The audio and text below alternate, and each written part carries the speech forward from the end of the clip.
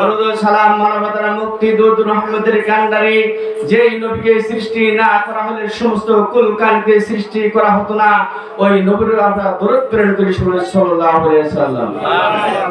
প্রিয় হাজিরিন, আজ যখন সারা বিশ্বের মধ্যে মুসলিম বিদেশিরা যখন মাথা উঁচু করে উঠতেছিল, আজ সারা বিশ্বের মধ্যে যখন মানবতার কান্ডারি নবীকে যে গালিগালাজ শুরু করছিল, এর মধ্যে ভারতবর্ষের সমস্ত মুসলিম কান্ট্রিগুলো তারা নিজের শরীরের কাপড় পেঁচায়া এরকম মাথার উপরে পাগড়ি বেঁধে তারা সুন্দর লং মার্চ করতেছে। তারা একটা কথাই বলতেছে, আমাদের বুকের এক ফোঁটা তাজা রক্ত থাকতে, মুসলমানের এক ফোঁটা তাজা রক্ত থাকতে নবী মুহাম্মদকে গালি দিতে আমরা দিব না। এরকম কাফের বেঈমানরা সেই হিন্দুত্ববাদীরা আজ আমাদের নবী মুহাম্মদকে তারা গালি দেয়।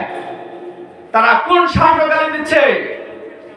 বদরের যুদ্ধে মাত্র 313 জন ব্যক্তি এরকম শত হাজার কাফেরের বিপক্ষে তারা মোকাবেলা করছে।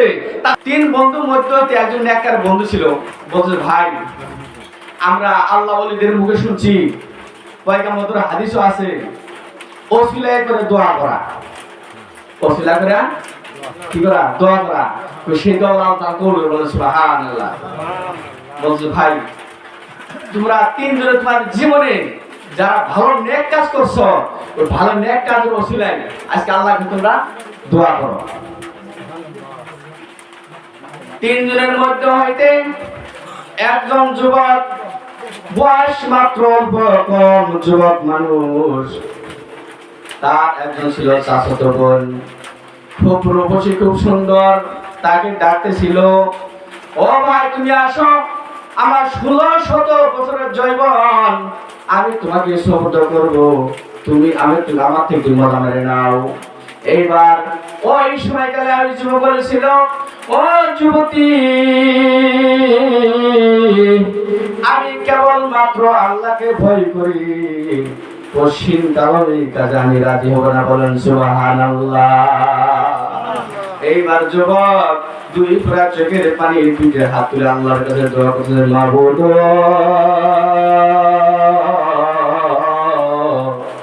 এই আমলটা যদি তোমার কাছে মূলত হয়ে থাকে তো ওই আমল রসুল করে আজকে আমাদের 3 জন ব্যক্তি তুমি মাফ করে দাও, বলেন সুবহানাল্লাহ। এই কথা বলার পরে পাথর একটু সরে গেছে, বলেন সুবহানাল্লাহ। يصلون على النبي يا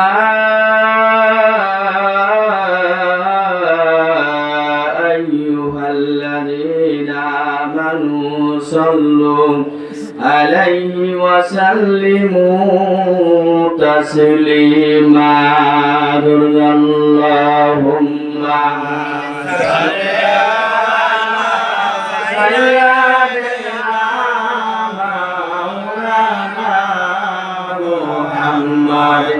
وعلى آل سيدنا مولانا محمد यही हम सब मुसाफिर हैं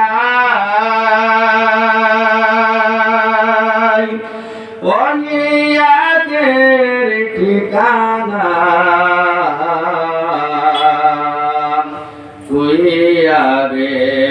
রওয়ানা হয় তুই পিছে রওয়ানা আল্লাহুম্মা সাল্লি আলা সাইয়্যিদিনা মাওলানা মুহাম্মদ ওয়া আলা আলি সাইয়্যিদিনা মাওলানা মুহাম্মদ। এমন ঘরে শুইবি রে মা যে ঘরে নাই ঠিকানা, এমন ঘরে শুইবি রে মন যে ঘরে নাই বিছানা। আল্লাহুম্মা সাল্লাল্লাহু সাইয়্যিদানা মাওলানা মুহাম্মদ ওয়া আলা আলি সাইয়্যিদিনা শাফিয়ানা মুহাম্মদ বালাগাল উলা বিকামালিহি কাশাফাত দুজা বিজামালিহি হাসনাত জামিউ খিসালিহি সাল্লু আলাইহি ওয়া আলিহি জিকির করেন লা ইলাহা ইল্লাল্লাহ লা ইলাহা ইল্লাল্লাহ লা ইলাহা ইল্লাল্লাহ চাঁদ সূরজ গ্রহ তারা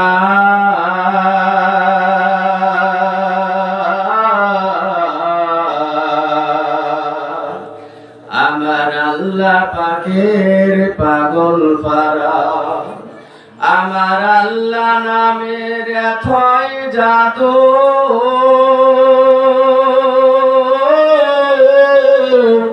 আমার আল্লাহ নামের এতই মধু লুকিয়ে আছেন যেই আল্লাহ লা ইলাহা ইল্লাল্লাহ লা ইলাহা ইল্লাল্লাহ লা ইলাহা ইল্লাল্লাহ বলেন বহু দূরে মদিনা আমরা কেমনে যাইব জানি না বলেন বহু দূরে মদিনা আমরা কেমনে যাইব জানি না ও দয়া কর দয়ার আল্লাহ দয়া কর দয়ার আল্লাহ ভরাও মনের ভাষণা লা ইলাহা ইল্লাল্লাহ লা ইলাহা ইল্লাল্লাহ বলেন আল্লাহ ছাড়া মাবুদ নাই হে আমার নবী ছাড়া উপায় নাই বলেন আল্লাহ ছাড়া মাবুদ নাই নবী ছাড়া উপায় নাই সেই নবীকে পাইতে হইলে বাজান সেই নবীকে পাইতে হইলে কামেল পীরের দোয়া চাই লা ইলাহা ইল্লাল্লাহ লা ইলাহা ইল্লাল্লাহ বলেন চতুর্দিকে কাফের ঘিরায়া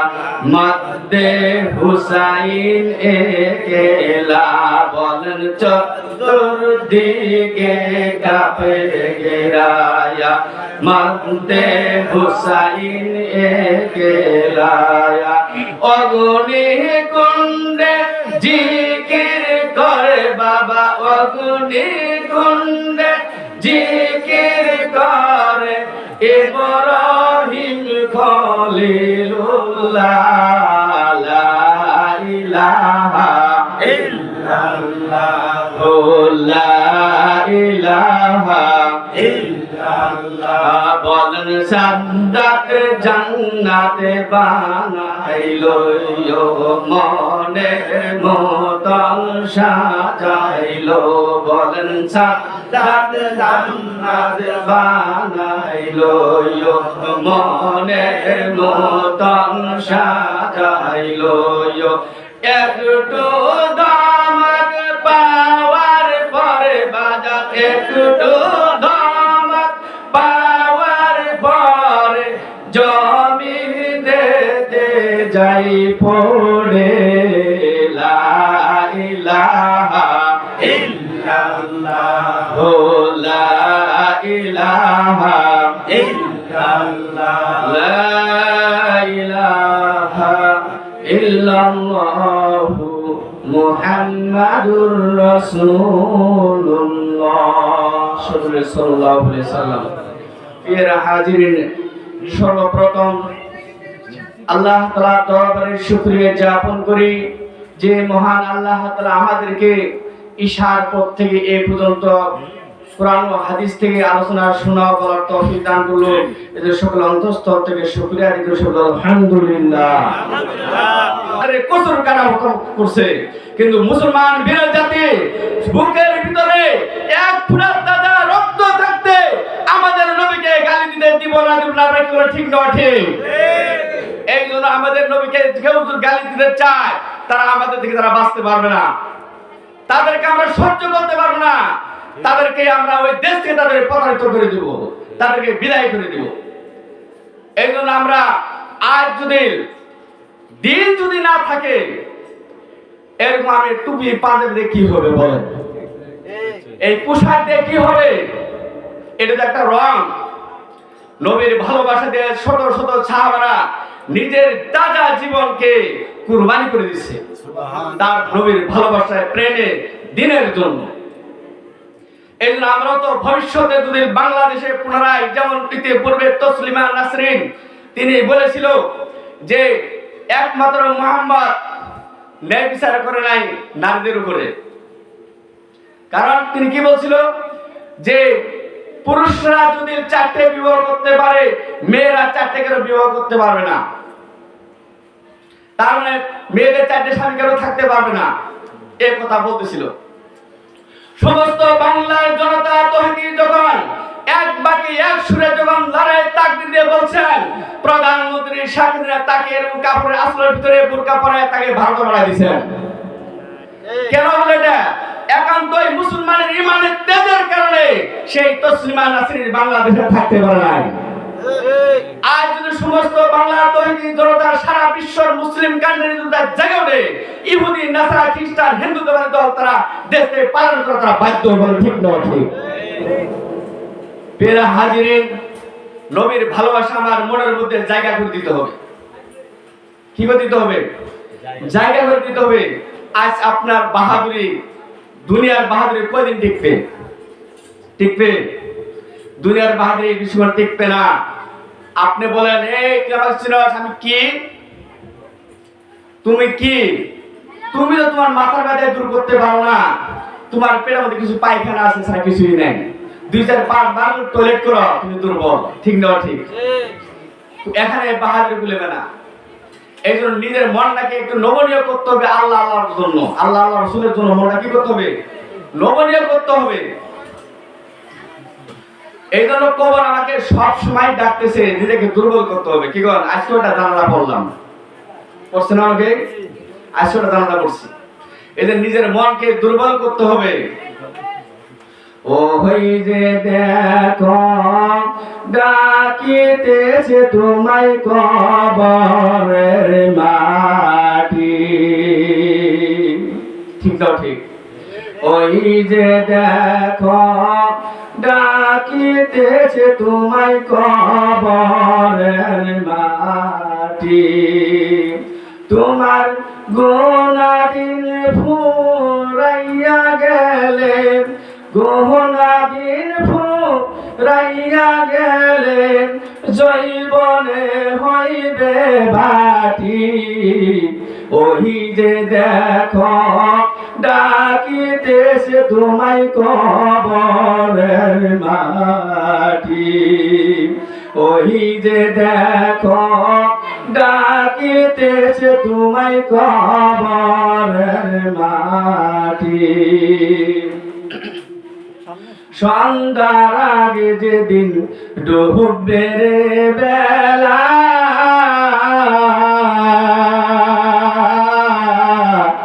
এক পলকে নষ্ট হইয়া যাবে রঙের মেলা, ঠিক না ঠিক?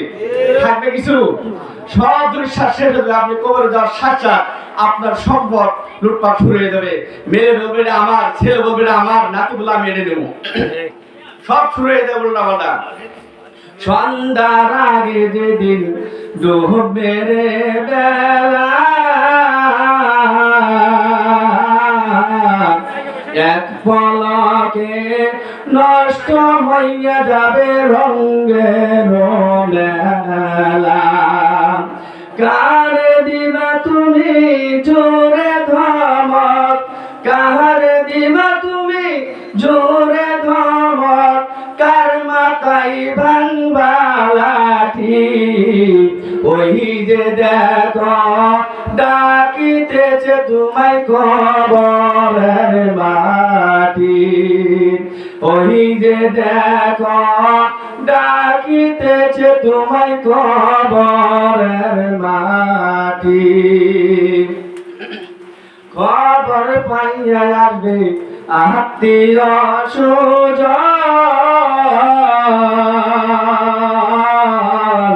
চতুর্পাশে বৈশে তারা করিবে ক্রন্দন। খবর পাইয়া আসবে আত্মীয় স্বজন, চতুর্পাশে বৈশে তারা করিবে ক্রন্দন। নতুন সাজে সাজাইবে, নতুন সাজে সাজাইবে, কি সুন্দর পরিপাটি। ওই যে দেখো ডাকিতেছে তোমায় কবরের মাটি। ওই যে দেখো ডাকিতেছে তোমায় কবরের মাটি। তোমার গুনাহদিন ফুরাইয়া যাবে, গুনাহদিন ফুরাইয়া যাবে, জৈবনে হইবে বাটি। ওই যে দেখো ডাকিতেছে তোমায় কবরের মাটি। ওই যে দেখো ডাকিতেছে তোমায় কবরের মাটি। বলেন মারহাবা। প্রতিদিন আমাদেরকে কবর মাটি ডাকতেছে। প্রধানমন্ত্রী এসে বলছে আলোচনা কি বলুন। আল্লাহ তাআলা আমাদের সকলকে আমল করার তৌফিক দান করুন। কারণ সময় দিচ্ছে 11টা পর্যন্ত, কয়টা পর্যন্ত? আমাদের 11টা পর্যন্ত দিচ্ছে। এখন মনে করেন যে 10টা 15 বাজে।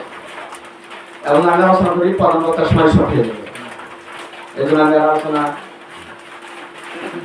বাড়বো না।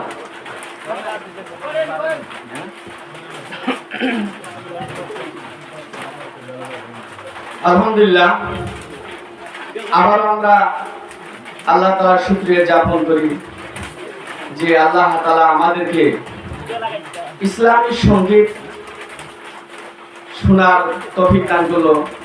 এজন্য আমার আল্লাহকে শুকর করলাম। আলহামদুলিল্লাহ। তিন নেককার বন্ধুর একটা ছোট্ট একটা ঘোরা মিলে আমি আমার আলোচনা কি দেবো, শেষ করে দেবো। তো আমার আলোচনা বিষয় নিয়েছিলাম মৃত্যু। কিসে বেশিছিলাম? মৃত্যু। কিন্তু সময় স্বল্পতার কারণে ওখানে যেতে পারলাম না। তিন বন্ধু একই জায়গায় তারা বেড়াতে গেছেন। বেড়াতে গিয়ে আপনার ঝড় শুরু হয়ে গেছে। কি শুরু হয়ে গেছে? একটু জিকির করেন লা ইলাহা। সামনে গেছেন, জায়গা হচ্ছে না।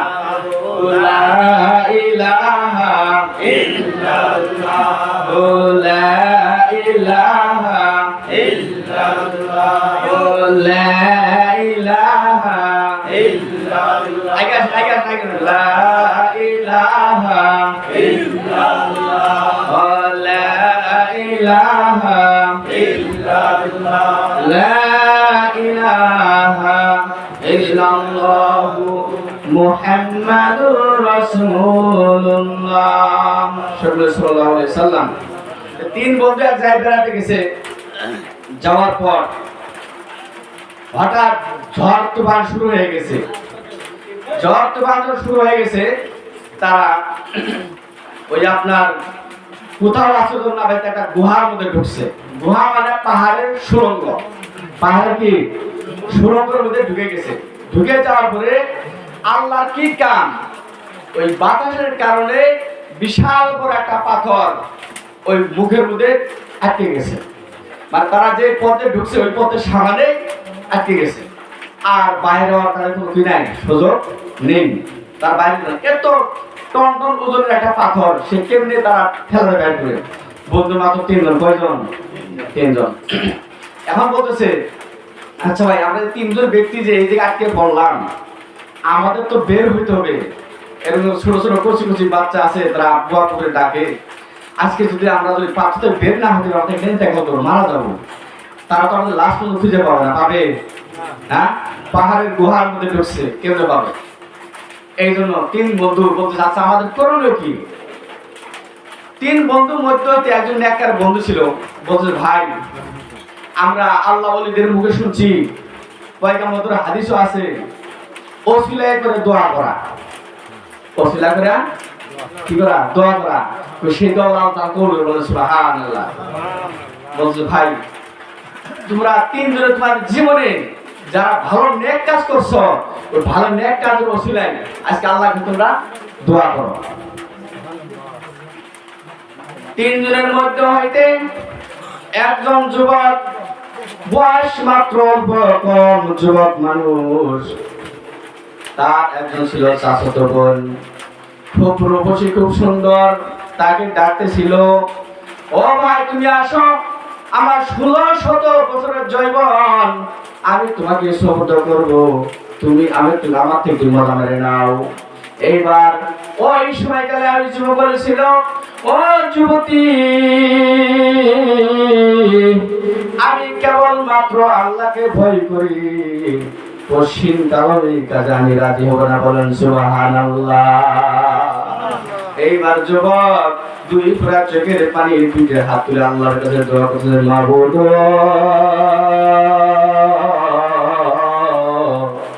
এই আমলটা যদি তোমার কাছে মনোনীত হয়ে থাকে গো, ওই আমলের রসুল করে আজকে আমাদের 3 জন ব্যক্তি তুমি মাফ করে দাও, বলেন সুবহানাল্লাহ। এই কথা বলার পরে পাথর একটু সরে গেছে, বলেন সুবহানাল্লাহ। পাথর কি গেছে? সরে গেছে। দ্বিতীয় যুবক বলতেছে ও আল্লাহ আমার বাড়িতে একজন কামলা ছিল, রাখাল ছিল, কিছুদিন কর্ম করার পর দেশে পালান করে সে চলে গেছে, আমি তার ওই প্রাপ্ত টাকা দিয়ে এরকম একটা ছাগল কিনছি, ছাগল কেনার পরে দিয়া একটু হঠাৎ করেন সবাই একটু সুযোগ করে দেন ইনশাআল্লাহ। আলোচনা শেষ, আর 2 জন ব্যক্তি আছে, একটু আছে একটু সুযোগ করে সবাই বলি পানি মুক্ত হবে। এখন দ্বিতীয় ব্যক্তি বলতেছে যে রাখাল আমাদের ভাইকে সেই টাকা দিয়ে আমি ছাগল কিনছি, ছাগল ক্রয় করে বিক্রি করে আবার আমি গরু ক্রয় করে মাংসের মধ্যে দাম ধরে আদি দিছি, অনেকগুলো গরু ছাগল হয়েছিল। দীর্ঘদিন পর ওই রাখাল বাসায় ফিরে আসে আমাকে বলতেছে ভাই আমি দীর্ঘদিন পূর্বে আপনার বাসায় ছিলাম, এরকম কর্ম বিরোধে আপনি আমাকে দান করে দিয়ে দেন। আর ওই সময়কালে আমি তার এরকম ছাগলের পাল, এরকম গরুর পাল, মহিষের পাল নিয়ে আমি তাকে দান করে দিছি, বলেন সুবহানাল্লাহ। এবার ওই আল্লাহর বান্দা বলতেছে মাবুদ গো এই বিশেষ আমল যদি আপনার কাছে মনোনীত হয়ে থাকে, ওই আমলের ওসিলা করে এই পাথরের থেকে আপনি আমাদের মুক্তি দান করে দেন। পাথর আর একটু সরে গেল, পুরাই বাইর হবে বাবা, এখনো সেই সুযোগ হয় নাই। তৃতীয় যুবক বলতেছে যে আমারও একটা বিশেষ আমল আছে। তো কি বিশেষ আমল? ওই আমার ঘরে বৃদ্ধ মা ছিল, আমার মা, আমি যখন বাজারে গেছি, বাজারে যায় মাছ ক্রয় করছি, গুস্ত ক্রয় করছি, সুন্দর সুন্দর ফল ফ্রুট ক্রয় করছি, আমি আমার মাকে না খাওয়ানো পর্যন্ত আমি কখনো আমার ছেলে মেয়েকে আমি নিজেও খাইনি, বলেন সুবহানাল্লাহ। ও মাবুদ এই আমল যদি আপনার কাছে মনোনীত হয়ে থাকে, ওই আমলের রসুল করে আল্লাহ এই পাথরের থেকে আপনি আমাদের মুক্তি দান করে দেন। বলেন সুবহানাল্লাহ। পূর্ণাঙ্গভাবে পাথরগুলো যখন সরে যায়, তিনজন যুবক দুয়ার থেকে বাইরে আসে, বলেন মারহাবা। এই যে আমলের বিনিময়ে আল্লাহ তাআলা থেকে কি পাওয়া যায়? নাজাত পাওয়া যায়। শাস্তি থেকে, গজব থেকে কি পাওয়া যায়? নাজাত পাওয়া যায়। আল্লাহ তাআলা এরকম আমাদেরকে সঠিক দ্বীনি কাজগুলা করার জন্য তৌফিক দান করুক। ও আখিরি দাওয়ানা আলহামদুলিল্লাহি রাব্বিল আলামিন। এখন আপনাদের